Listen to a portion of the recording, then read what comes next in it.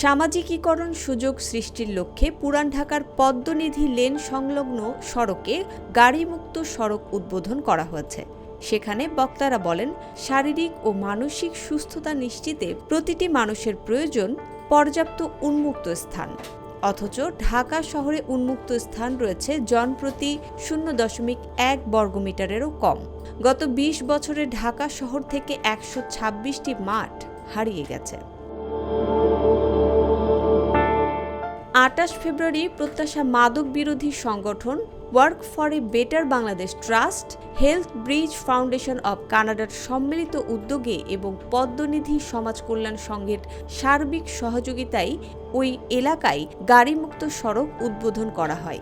প্রতি মাসের প্রথম শুক্রবার বিকেল ৩টা থেকে ৫টা পর্যন্ত এই সড়কে গাড়ি চলাচল নিয়ন্ত্রণ করে ছবি আঁকা, দাবা, লুডো, ক্যারাম, দড়ি লাফ, ব্যাডমিন্টন, ক্রাফটিং এর কাজ শেখানো সহ বিভিন্ন খেলাধুলায় অংশ নেবে শিশুরা। বক্তারা বলেন, বিশদ অঞ্চল পরিচালনায় উল্লেখযোগ্য সংখ্যক মাঠ পার্ক তৈরির প্রস্তাবনা রয়েছে, তবে তা বাস্তবায়ন যথেষ্ট সময় সাপেক্ষ বিষয়।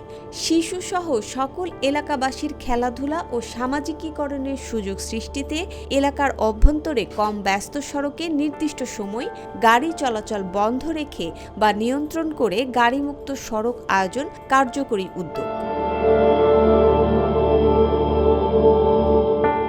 Work for a better Bangladesh ট্রাস্টের প্রকল্প প্রধান সৈয়দা অনন্যা রহমান বলেন, আমাদের বর্তমান এবং আগামীর প্রজন্মকে স্বাভাবিক ও সুন্দর জীবন উপহার দিতে হলে আমাদের এখনই সচেতন হতে হবে।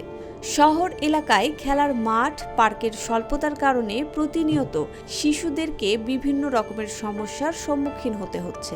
এই ধরনের সমস্যা সমাধানের জন্য শহরের অবকাঠামোগত উন্নয়নের পাশাপাশি প্রয়োজন আমাদের মানসিকতার পরিবর্তন। প্রত্যাশা মাদক বিরোধী সংগঠনের সভাপতি হাজী লিয়াকত আলী বলেন, পদ্মনিধি লেন ওয়ারি আবাসিক এলাকায় শিশুদের খেলাধুলা এবং বিনোদনের জন্য গাড়িমুক্ত সড়কের মতো আয়োজনের কোনো বিকল্প নেই।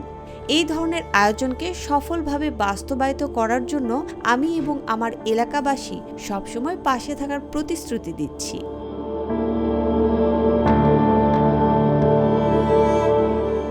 মুসবা আলিম তিন্নি, জিটিভি নিউজ।